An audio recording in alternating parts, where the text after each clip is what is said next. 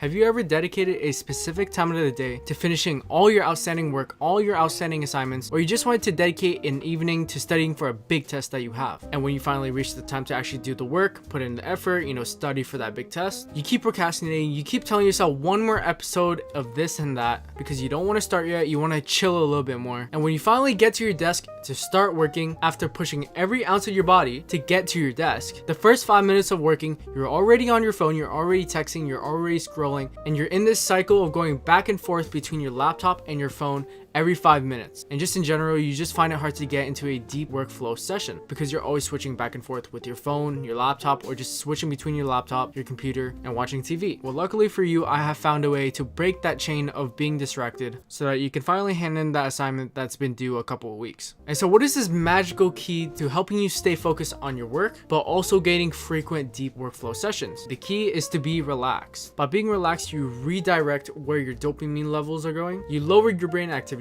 but you also lower your hyperactivity. Now you might also be wondering, okay, well, what do you mean by being relaxed? I have 10 different things I need to do by the end of the day, and I have a huge test that is worth 90% of my grade. Now there is a lot to consider when it comes to being relaxed, so I will split it into 3 points. The first point is to let yourself go, or rather, let yourself be distracted. By letting yourself be distracted before you work, you allow room for productivity to come in. Think of it like this. When you procrastinate, when you don't want to stop watching TV, but you still have to do the work, you use every ounce of strength in your body to move to your desk to start working. But what if you willingly let yourself be distracted instead? What if you do the exact opposite? By willingly letting yourself go, and you willingly let yourself be distracted before you start working, your brain allows you to create room for productivity to come in without you even noticing. Now, when I say distracting yourself, I don't mean to throw yourself in front of like 10 screens or scrolling on TikTok, watching TV shows, and call that relaxing. I mean to wander around the house, go for a walk, do some chores before you work. You just don't want to have a screen in front of you. You don't want to be on your computer, your laptop, your phone, your TV, anything at all. No screens. I very much use this tactic where I literally just turn off everything before I work.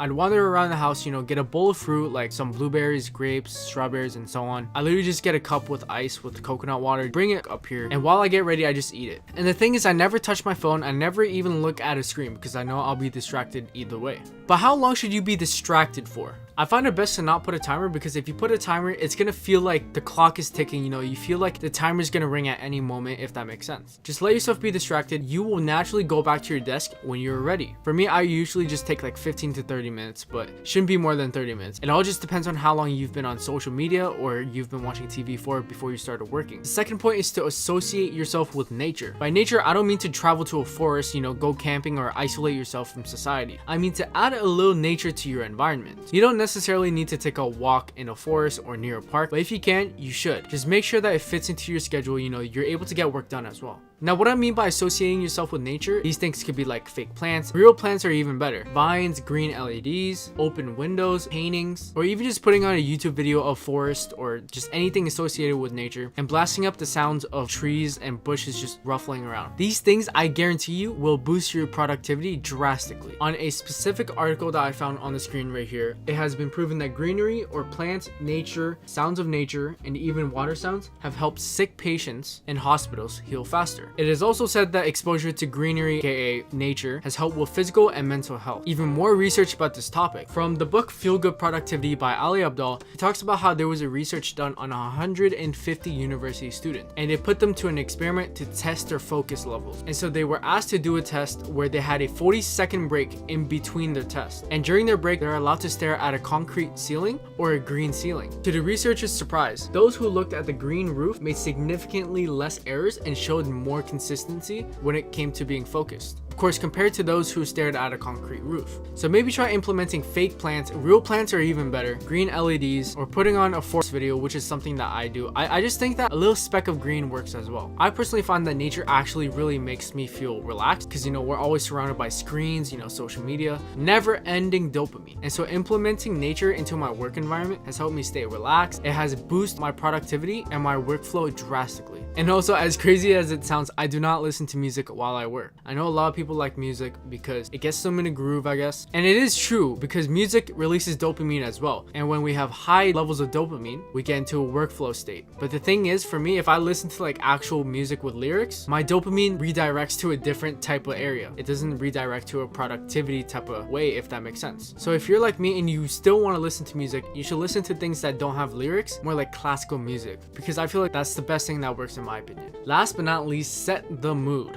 This one comes from personal experimentation, where I actually put myself out for the test for this. What you want to figure out is if you're a darker room type of person or a brighter room type of person. Depending on which one helps you stay relaxed and I guess cozy, that is the mood you want to set for your work environment. For starters, I found out I was of course, a darker room type of person. And so after I figured that out, I figured that being in a darker environment, a more cozy environment, helps me go into a more relaxed state. So of course, the first thing that I did was I lowered the lights. I put on a 10-hour video of forest and a campfire to really help set the mood, because I really like the popping and crackling of the campfire, but I also like the rain and also like the bushes shuffling in the forest. And so the next thing that I did was I matched the LEDs behind my TV with the color of the campfire. Last but not least, I'd put on a candle for the realism, and of course just so that a fire is actually there, and also for the scent. I recommend that if you are using LEDs ever, I'd recommend that you try and block it with an object like my TV, like I'm showing you guys right here. I don't know if that's just me, but I just feel like when raw LEDs are shining in my eyes, I can't stay focused. The reason why I have these on are just for the video. Honestly, you guys could just try out what I'm doing right now, you know, the candles, the TV, and whatever, but just make sure you switch it up a little bit. You know, this is more of a personal experimentation, so you should try out a few things before, you know, you pick your work environment. Something you also want to be considering is that you only set the mood when you are doing your work. You only sit at your desk when you're doing your work. It's like that saying where you only go to bed to sleep. You don't go there to make calls, scroll on TikTok, work on your bed. Okay, that doesn't work that way. You make it your designated spot and you plan a designated time for that type of vibe of the room. So wherever you're sitting, wherever you're working, and whenever you turn on your LEDs or you turn it off, and whenever you're dimming your lights for a darker environment or opening your windows for a brighter environment, it should only be for working. If you want to read more consistently, create a small little corner, like a little reading corner for you to sit down every time you're trying to read. By doing this, it tells your brain, oh, okay, it's time to read. Or, oh, okay, I'm sitting at this desk, it's time to work. Or, oh, okay, the lights are dim, or the lights are brighter, the window's open, or I'm getting exposure to nature. That will automatically tell your brain, okay, it's time to start working. Now, I hope that all made sense to you guys. If you guys want to know what I do on my rest day to stay productive and what I eat, my daily routine, click one of these corners right here. I still don't know which corner it is. But until then, peace out.